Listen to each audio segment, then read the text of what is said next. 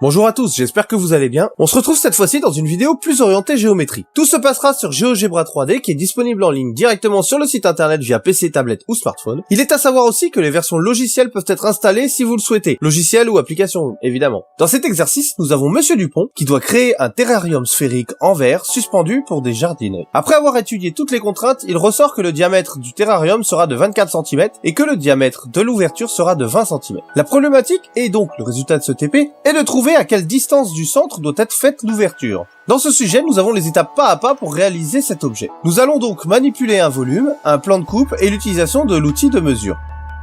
Dans la partie A, nous allons voir comment créer notre solide. Pour cela, il faut aller chercher la section solide. Vu que l'objet est une sphère et que l'on a le rayon, cliquons sur sphère, centre et rayon. Il va falloir donner le centre de notre sphère. Là, on va tout simplement prendre l'origine des trois axes qui aura pour effet de créer le point A. Une fois fait, on nous demande le rayon et le diamètre étant de 24 cm, le rayon sera par conséquent de 12.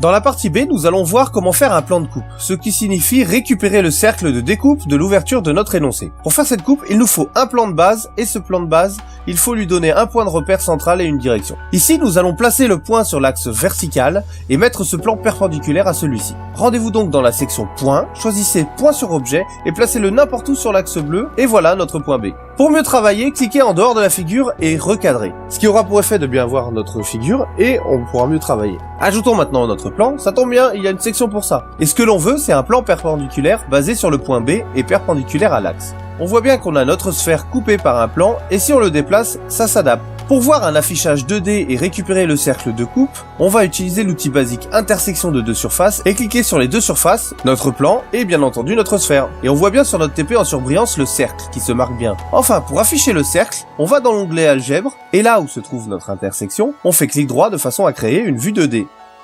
Dans la partie C, nous allons exploiter les résultats et répondre à la question finale du TP. Je le rappelle, on cherche la distance entre le point A qui est le centre de notre sphère et l'ouverture du terrarium qui est ici notre plan de coupe. Mais la contrainte est qu'il faut une ouverture de 20 cm, soit notre cercle d'intersection doit avoir un rayon de 10 cm. Si on remet les étapes dans l'ordre, il nous faut d'abord savoir combien fait ce rayon actuel et le placer de façon à avoir la bonne ouverture. Nous allons avoir besoin d'un point de référence sur notre cercle, on va donc ajouter un point sur objet C. Rien de très compliqué ensuite, on va dans la section angle et mesure et on choisit distance et longueur. Avec cet outil, on va pouvoir récupérer la valeur entre B et C avec tout l'affichage qui se met et s'adapte aussi bien sur la 3D que la 2D. Il ne reste plus qu'à déplacer notre plan en bougeant B pour avoir BC égale à 10. Et maintenant, nous pouvons mesurer la distance souhaitée qui correspond à AB grâce au même outil que juste avant, distance et longueur. Ce qui nous affiche un résultat final pour AB et donc la distance entre le centre de la sphère et l'ouverture de 6,64 cm.